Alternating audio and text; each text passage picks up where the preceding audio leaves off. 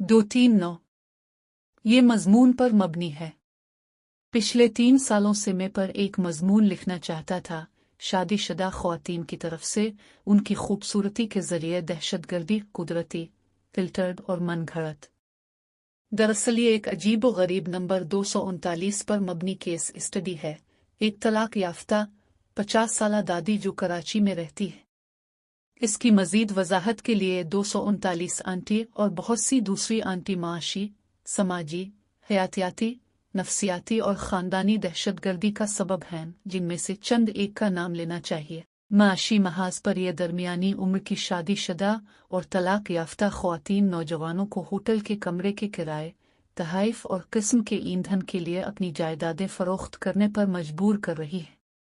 ये आंटियां न सिर्फ नौजवान लड़कों को माशी तौर पर माजूर करती हैं, बल्कि उन लड़कों के ख़ानदानों पर भी भारी पड़ती हैं जो उनके साथ जिनसी तौर पर मुलव्वस होते हैं। यहाँ आंटी 239 के मामले में एक लड़के ने इस खातून की सेक्स और पैसे की हवस को हुआ देने के लिए कराची की सबसे मशहूर हाउसिंग सोसाइटी में वाक़ अपना कीमती प्लाट भी बेच दिया। ताहम ये खातून इस नाजायज़ जुड़े के अखराजात पूरे करने के लिए काफ़ी अमीर थी। समाजी महाज पर इस नाखुशगवार तलाक हो गई क्योंकि वो अपनी बीवी को मुनासिब तवज्जो और देखभाल करने में नाकाम रहा। हयातियाती महाज पर वो लड़का बूढ़ा हो गया और वो खातून 239 अब भी 35 साल से ज्यादा की नजर नहीं आती। जब वो लड़का पैसे से महरूम हो गया तो इस औरत ने उसे अपनी जिंदगी से निकालने में कोई वक्त नहीं लगाया। जैसे ही इसे एक नया अमीर आदमी मिला, इस बदकिस्मत आदमी ने खुदकुशी करने का भी सोचा।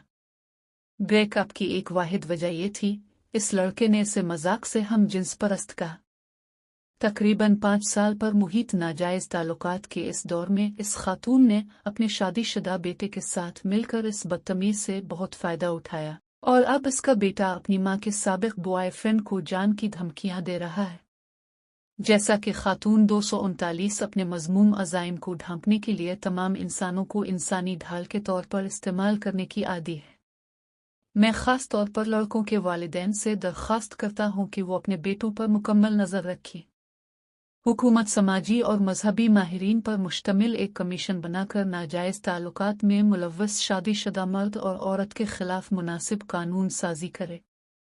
मुझे इस तलाक शुदा 50 साल पुरानी शनाख्त का अहाता करना है क्योंकि वो अपने तमाम गलत कामों के बावजूद एहतराम की ज़मानत देती है। कुदरत तमाम इंसानों को /आंटीगार्डी से महफूज रखे।